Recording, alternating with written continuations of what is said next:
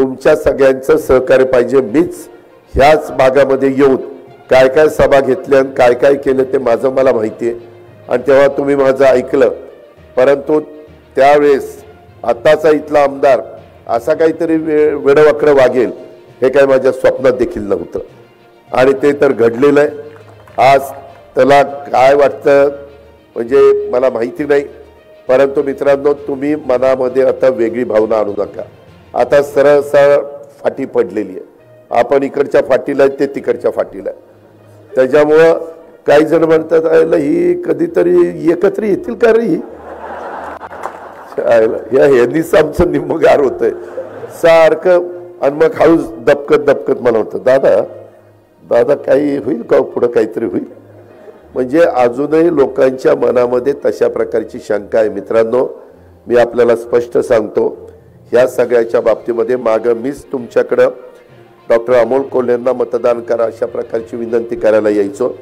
मी त्यांना दुसऱ्या पक्षातनं घेऊन माझ्या घरी नेऊन पक्षाचा प्रवेश देऊन तिकीट देऊन मी दिलीपराव वळसे पाटलांनी जबाबदारी दिलीपरावांच्यावर मी जुन्नर खेड आंबेगावची जबाबदारी टाकली होती, माझ्यावर मी भोसरी शिरूर आणि हडपसर ह्या तीनची जबाबदारी घेतलेली होती आणि त्या प्रकारे आपण ते सीट निवडून आणलं।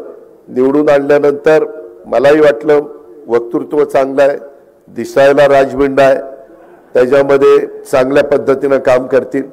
परंतु मित्रांनो नंतर 2-2.5 महिने 2च महिने झाले 2 वर्ष झाले आणि नंतर ते मला म्हणायला लागले की दादा मला राजीनामा द्यायचा। बोले राव जनतेने 5 वर्ष निवडून दिलं 2 वर्षातच राजीनामा द्यायचा, लोक जोड्याने मारतील राव आपल्याला, असं करू नका। काय अडचण काय नाही, मी कलावंत आहे दादा, माझ्या वेगवेगळ्या प्रकारचे नाटक असतात चित्रपट असतात त्याच्यावर परिणाम होतोय दादा, आणि मी मित्रांनो खोटं बोलणार नाही, मी तोंडावर असं समोरासमोर करीन। मी म्हणलं तसं करू नका, दिसायला खराब दिसतंय। आता ते म्हणले मी सेलिब्रिटी आहे, या लोकांना वाटतं रोज मी तिकडं मतदारसंघात यावं, कसं शक्य आहे, मला माझी मालिका असते, मग मला त्या ठिकाणी काम करावं लागतं, मग ते कोण बघणार। माझ्या व्यवसायावर परिणाम झाला, माझ्या व्यवसायावर परिणाम झाला असं त्यांचे शब्द होते। मी तरी त्यांना म्हणालो, बाकीचे सगळे म्हणायचे अजित तूच आणलंय त्यांना, आता तूच त्यांना समजून सांग, तूच त्यांना समजून सांग। मित्रांनो असं कसं करत करत ते तर मागाशी कोणतरी म्हणलं की सुरुवातीच्या 4 वर्षामध्ये किती आले काय आले, खरं त्यांचा राजकारण हा पिंडच नाहीये। आम्ही राजकारणी लोक काय करतो, एखादा उमेदवार आम्हाला पराभूत करता येत नसेल तर मग सेलिब्रिटी काढायची, खोटं नाही सांगत।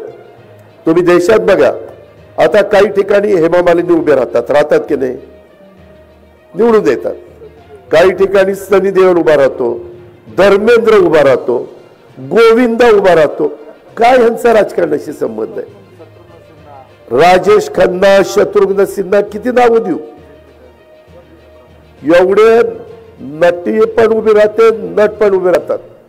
आणि का एकदा मला वाटतं अमिताभ बच्चनला पण उभं केलं होतं आणि निवडून आले होते, आणि मग नंतर म्हणले नाही राव हे आपलं काम नाही, राजीनामा दिलं सोडून। मित्रांनो शेवटी त्यांना त्या भागातली विकासाची कामं करायला आवड आहे का। थोडे दिवस आपल्याला पण नवीन माणूस आला चांगला दिसायला विसायला पिळबिळ मशावर मारला की काय दिसतंय राजबंडा घडी, आणि ते आपण देतो बटणं दाबतो, त्याच्यात आमच्याही चुका आहेत। आम्ही काही अंतर्मनी नाहीये, एखादा जण आला आणि बघितला आणि चांगला वाटला तर वाटतं की बाबा हा निघेल चांगला, परंतु त्याच्या डोक्यामध्ये काय चाललेलं आहे हे काय आम्हाला कळायला मार्ग नाही ना।